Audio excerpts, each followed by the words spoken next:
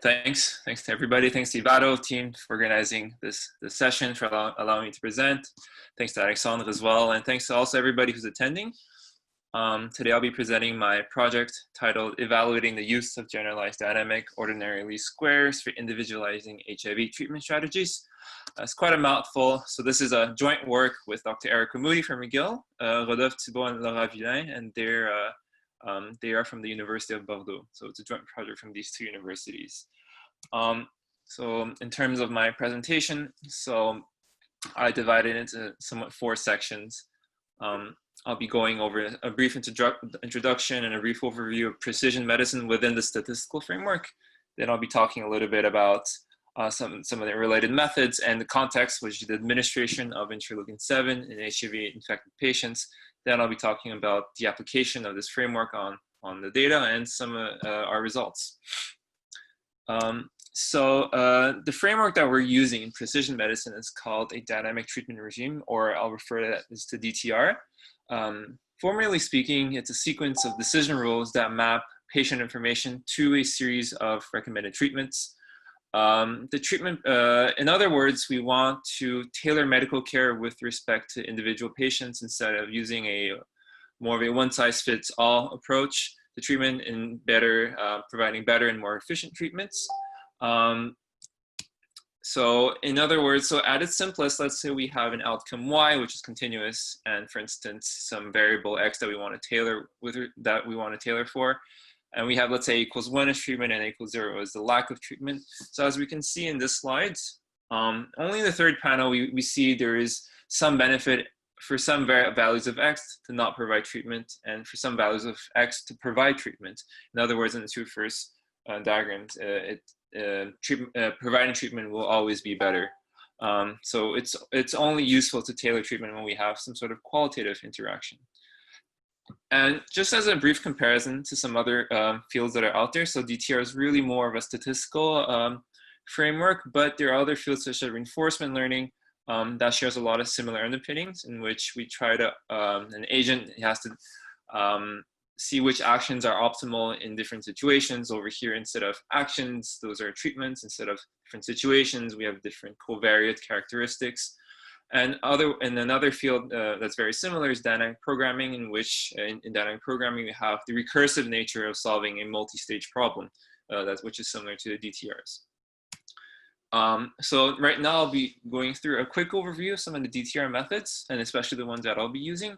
So at its simplest, the DTR procedure can maximize a single stage binary treatment. The treatment has maybe 2 options. So in other words, we have, let's say, an expected outcome Y, and we have the following linear model. So we have an interaction, non-interaction term, and a term with interaction or the treatment information. So we call the first portion the treatment-free model because there's no treatment-specific information. And over here, we have information that has treatment information, so that we call it the blip function. Over here, I assume our covariates can be something like age, but usually it includes age, sex, and amongst many other possible covariate profiles. And the main interest in this framework is the blip function, because it characterizes the gain in providing a treatment to the specific individual with covariate profile X. And the goal in this framework, we want to develop statistical methods that estimate the psi parameter robustly. So for instance, if we look into this equation, if this blip function has a value greater than 0 if we have a value that's if we have a value that's greater than 0, then we will be prescribing it. We would recommend the prescription of treatment. But if it's smaller than 0, then we would suggest that it's not. We would not recommend treatment, for instance. So now the method that I used. So there's many other methods. So Q-learning and G-estimation are some other methods out there. So I use dynamic weighted ordinary least squares. So once again, we still have the linear model in G-dWOLS. We will solve for these psi parameters in the following score function. So this score function can seem maybe familiar to those who've worked extensively with regression models. because this is in fact the score function of a least squares, or in other words, more specifically, a weighted least squares, hence why we have the WOLS, the weighted ordinary least squares in the name of the method. And another important thing is that the weights need to satisfy this balancing property. So within the causal inference framework, so these weights, there's a very common weights that are frequently used. So these inverse probability treatment weights, where we just take the weights to be equal to 1 over the probability of receiving the received treatment for a given patient. And so this is nice because what we have is that these psi-hat parameters are doubly robust. Doubly robust means that we will have that these psi-hat parameters are consistent under the correct specification of only one of the outcome or the treatment model. So we have a little bit of wiggle room for model misspecification. And another great advantage of this method is that it's a weighted least squares. So compared to some other methods, it could be a little bit more methodologically involved. But this one, it could be, for instance, easily implementable using R's LM function, which is something that I did. So this simplifies some implementation difficulties can arise in other methods. And another last thing, which I'll get into in a second, is that a recent extension, which we call generalized G-dWOLS, has been able to accommodate for categorical treatment. So a little bit about generalized G-dWOLS. So very similar to what I've presented. There's two main differences. The first one is the blip function. The blip function, instead of having just 2 options, we have more than 2 options. So for some m greater than 2. So it will be, in fact, the blip function, instead of treatment compared to non-treatment, will have all m-1 treatment, so A2 all the way to AM, which will compare to some baseline treatment A1. So in fact, we have like multiple, or we say a sum of contrast functions.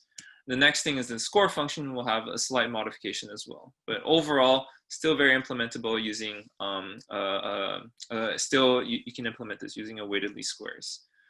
Yeah. And so I'll get into the context of in other words, what we applied this to. So we applied this to a clinical study which evaluated the administration of interleukin 7. So broadly speaking, a little bit about HIV. So HIV is it's not a fun disease. So HIV infection, in fact, leads to a depletion of these CD4 T cells. And these CD4 T cells are really important, play a really important role in our immune system. Nowadays, heart therapy has been shown to increase CD4 cells by quite a bit. In other words, patients who have been receiving heart showcase similar life expectancy to non-infected because they've been able to increase the CD4 cell counts above the threshold of 500. However, that's in the third bullet point, some patients, which we call low immunological responders, still have low CD4 cell counts despite receiving these standard treatments. So this study wanted to address this issue. So interleukin 7 is a cytokine or protein that's naturally produced in the human body, and we wanted to see if we provided injections of this protein, would it lead to a boost of CD4 cells. So a little bit about the INSPIRE studies. So the INSPIRE studies, so there's actually 1, 2, and 3. We're only going to be looking at 1 and 2 because they kind of suit our problem a little bit better. So in total, we have 100. So this is the 2 flow charts. So we have 114 patients, are all immunological responders, and they all receive a certain number of injection cycles. So, and each cycle is comprised of 0, 1, 2, or 3 injections. And this is what we're actually interested in tailoring our treatment and providing a better number of injections, which I'll get into in a second. A little bit about these clinical studies. I think I'm getting a little bit tight on time, so I'll try to go a little bit faster. INSPIRE 2 and 3, they have second bullet point showcase that they do have to be receiving standard treatment for a little bit. So there's a definition for being a low immunological responders. And the injections that they receive, so normally they would receive injections normally at every 3 months, and ideally 3, but sometimes they don't receive 3 for various reasons, to scheduling issues. Sometimes they have adverse effects, and this is what we want to look into. If it's better sometimes to not provide 3 injections, if that would be a better idea. In Inspire 3, we had also a control arm in which we just monitored patients' CD4 counts without providing any injections. So this is where I'm getting into my work. So the research question we wanted to address is, what is the optimal number of injections to provide to our patients so that we can boost their CD4 cell count, but we don't want to over-inject. We don't want to just provide injections after injections, because we don't want to be over-administering treatments. So yeah, we want to maximize the duration, which is CD4 cell count is above 500, but we don't want to over-inject. From a clinical standpoint, you can have adverse effects or increased cost. But from a modeling standpoint, we don't want to just be providing. We don't want to have results that are just inject as much as possible. So in what I did, so we first discretized time into possible 3 months intervals, which we call treatment stage. And although dynamic treatment regimes are known to maximize for long-term outcomes, we wanted to maximize a myopic rule, so just for the next outcome. So kind of like a greedy algorithm approach rather than a dynamic programming approach. So that kind of alludes to that idea. So this is done for 2 reasons, because we assume that the injection benefits have no delayed effects. And we also do this for methodological simplicity. And I'll get to the definition of an outcome variable, but first here's an example of the data we have for a given patient. So on the x-axis, we have the time points. On the y-axis, the bullet points represent the CD4 cell count, and the dotted vertical black lines represent injection. So we can see here, there was a cycle of 3 injections, and then we call these 3 months intervals stages. So this stage, this potential stage does not count because their CD4 count was too high. We would only provide injections if their CD4 counts falls below the 550 threshold. And we have another injection cycle of 1 injections over here. So over here, this patient would contribute, in fact, a total of 7 data points to our data sets.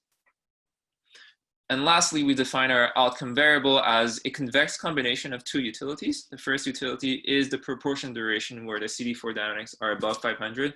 So this is kind of a surrogate for immune response. And the last one is we want to add a penalization term for to not over-inject. So in other words, if eta is 0, we want to put all our efforts to minimizing the number of injections. And if eta is 1, we're going to put all our efforts to maximizing CD4 counts. And we have this eta to be any continuous number between 0 and 1. And these are our tailoring variables. There's not too much to say here. The only thing is that we put some sort of history variable to say that, well, if we provided injections right before, maybe we can see that we wouldn't be recommended treatment in this stage that follows right after an injection cycle. Some of our results. So here's a summary of patient characteristics with respect to treatment category. So once again, for certain stages, we have patients receiving 0, 1, 2, or 3 injections. We can see that one of the drawbacks of this analysis is that we have little information regarding 1 or 2 injections, but this is kind of attributable to the protocol.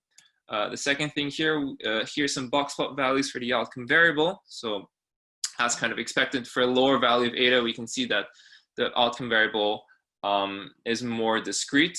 And as eta increases, we can see that the outcome variable seems to be higher in people who received more injections, in the 3 injections over here.